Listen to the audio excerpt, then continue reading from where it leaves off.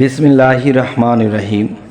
হে জগতবাসী, আজ আমি শামীম আলী চিশতি আপনাদের সামনে যে আলোচনাটি নিয়ে আসলাম, সে আলোচনাটির পূর্বে একটি কথা বলে নেই যে আপনারা অবশ্যই আমার থাম্বনেলে পেয়েছেন যে এই কথাটি শুনে আপনাদের খারাপ লাগছে যে এটা কেমন কথা, আল্লাহ তো সব কিছু দেয়, আল্লাহ তো সব কিছু করে।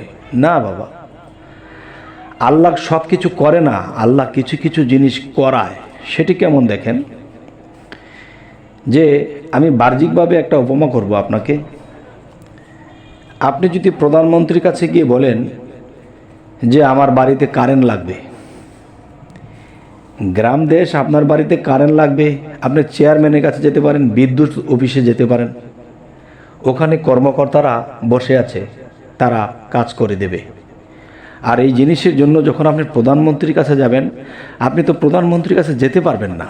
প্রধানমন্ত্রীর চতুর্দিকে গার্ড আছে, আর্মি পুলিশ মোতায়েন করা আছে।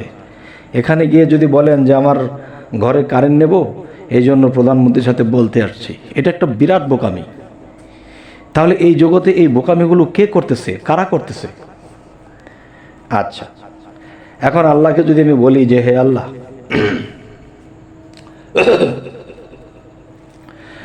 আপনি আমাদেরকে খাদ্য দিন, আপনি আমাদেরকে ধন সম্পদ দিন, আমরা চলতে কষ্ট হয়।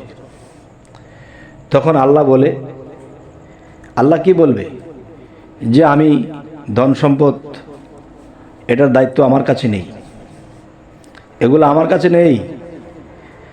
তোমরা যদি ধন সম্পদের প্রয়োজন হয়, তাহলে আমার গুণবাচক নাম আছে, এবং গুণবাচক নাম যদি থাকে, সেই গুণবাচকের রূপস্বরূপও আছে।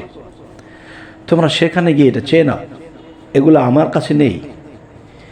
আমি কর্মকর্তা হিসাবে আমি সমস্ত পৃথিবীতে ছড়িয়ে দিয়েছি। যেমন নবী রাসূল পয়গম্বরদেরকে রেখেছিলাম, এরকম বেলায়েতের যুগে মুর্শিদ রেখেছি, আরও আছে পৃথিবীতে ওরকম কেউ, তোমরা তাদের কাছে চেয়ে নিতে পারো। এই এক। দ্বিতীয়ত, যে আল্লাহর ৯৯টা নাম আছে, ৯৯টা নাম একটাও কিন্তু আল্লাহর নাম নয়, এগুলো আল্লাহর গুণবাচক নাম, আল্লাহর গুণের নাম। আল্লাহর নাম কিন্তু একটাও না, একমাত্র আল্লাহই তো আল্লাহ, কিন্তু সেইগুলো আল্লাহর গুণের নাম, কিন্তু আল্লাহর নাম নয়। যেমন মনে করেন, আপনি যখন খাদ্যমন্ত্রীর কাছে যাবেন, তখন সে খাদ্য নিয়ে তার সাথে আলাপ করতে পারবেন। এটা কিন্তু প্রধানমন্ত্রী খাদ্য আলাপ করবে না আপনার সাথে। আপনি গ্যাস মন্ত্রীর কাছে যাবেন, আপনি তার সাথে গ্যাস সম্পর্কে আলাপ করতে পারবেন, যা দেশের গ্যাসের কী অবস্থা, আমার এরিয়ায় বা আমার গ্রামে গ্যাস লাগবে, এটা আলাপ করতে পারবেন। কিন্তু এই আলাপটা আপনি প্রধানমন্ত্রীর সাথে করতে পারবেন না। ঠিক এরকম এই সমস্ত বিশ্বজগৎ যিনি সৃষ্টি করলেন, তিনি কিন্তু সবাইকে ভাগ ভাগ করে দিয়েছেন। তোমাদের যদি রিজিকের অভাব থাকে, তোমরা ইয়া রাজ্জাক, আমার এই গুণবাচক নামটাকে ডাকো, তোমার রিজিকের ফয়সালা হবে। তবে আল্লাহ নামে এটা দেবে না। যদি তোমাদের ধন সম্পদের প্রয়োজন হয়, তোমাদের যদি জ্ঞানের প্রয়োজন হয়, তাহলে তোমরা জ্ঞানের জন্যে তোমরা রব্বি জিদনি ইলমা পাঠ করতে পারো। তোমাদের যদি গভীর জ্ঞান বা আত্মজগৎ বা রুহানি জগতের জ্ঞানের প্রয়োজন হয়, তাহলে তোমরা ইয়া আলিমু এই নামটি জপনা করতে পারো। এই নামের গুণে তোমার মধ্যে সে জ্ঞান লাভ হবে। তাহলে আল্লাহ নামটি বা আল্লাহ নামটি যদি আমরা ডাকি, তাহলে আল্লাহকে একদিন পাব। আর আল্লাহকে যেদিন পাব, তখন কিন্তু সবই আমার হয়ে যাবে। সবই আমার হবে কেমন? আমি যদি দেখা যায় যে মানুষ লাইন দিয়েছে, একজন জমিদারের বাড়িতে লাইন দিয়েছে, তাদেরকে খাদ্য দেওয়া হবে বা তাদেরকে বস্ত্র দেওয়া হবে। এখন দেখা যায় কোনো একদিন ওই জমিদারের সাথে আমার ভালো সম্পর্ক হয়ে গেছে, তখন দেখা যায় আমার লাইনে দাঁড়াতে হয় না, আমার জিনিসটা আমার বাড়িতে পৌঁছে যায়।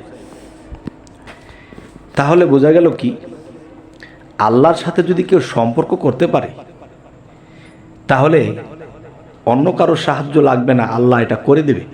কিন্তু আল্লাহর সাথে সম্পর্ক করা তো অনেক বড় কঠিন বিষয়।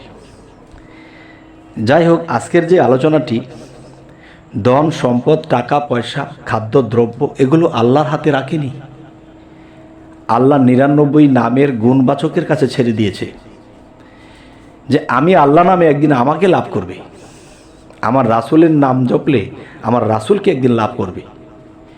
কিন্তু তোমাদের যদি খাদ্যের অভাব থাকে, ইয়া রাজ্জাক নামটা তোমরা জপনা করো। তোমাদের যদি কখনো জ্ঞানের অভাব পড়ে, রব্বি জিদনি ইলমা পাঠ করো। রব আমার গুণবাচক নাম, এই নাম থেকে, এই নামের গুণ থেকে তোমাদেরকে সেই জ্ঞান দান করা হবে। তোমরা যদি প্রখর জ্ঞান লাভ করতে পারো, প্রখর জ্ঞান চাও, তাহলে ইয়া আলিমু এই নামটি জপনা করো।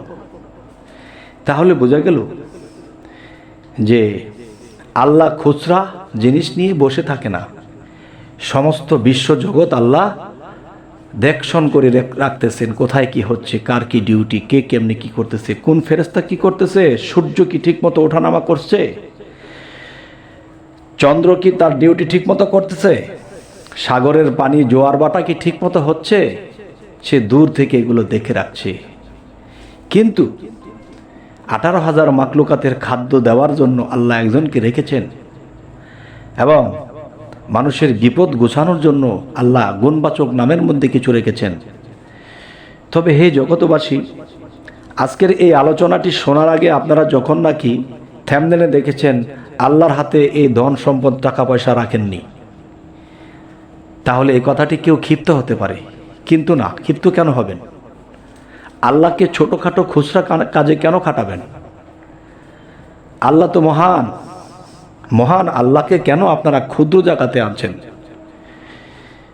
তবে সেই ক্ষুদ্র ক্ষুদ্র কাজ করার জন্য নবী, রাসূল, পয়গাম্বরদেরকে দিয়ে আল্লাহ ব্যবহার করেছেন।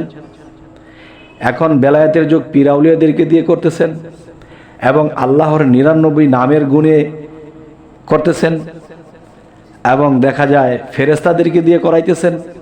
কিন্তু আল্লাহ সিংহাসন নিয়ে বসে আছে, তামসা দেখতেছে কে কি করতেছে। তবে হে জগতবাসী, প্রথমত আমার থাম্বনেলটি দেখে আপনাদের খারাপ লেগেছে অবশ্যই, কিন্তু এখন কেমন লাগতেছে? এই কথাগুলো শোনার পরে আপনাদের কেমন লাগছে অবশ্যই আমাকে জানাবেন, এবং কি ধরনের আলোচনা আপনাদের পছন্দ এটাও আমাকে জানাবেন, যাতে করে আমি পরবর্তীতে আপনাদের পছন্দ মতো কিছু কথা জানা থাকলে সেগুলো বলে যেন আমি আপনাদের কাছে পৌঁছে দিতে পারি। এবং যারা নতুন আমার এই চ্যানেলটি দেখছেন, যদি আপনাদের ভালো লাগে অবশ্যই সাবস্ক্রাইব করে রাখুন, পরবর্তীতে আপনাদের কাছে ভিডিও চলে যাবে। তবে হে জগতবাসী, সকলেই ভালো থাকবেন। আল্লাহ হাফিজ।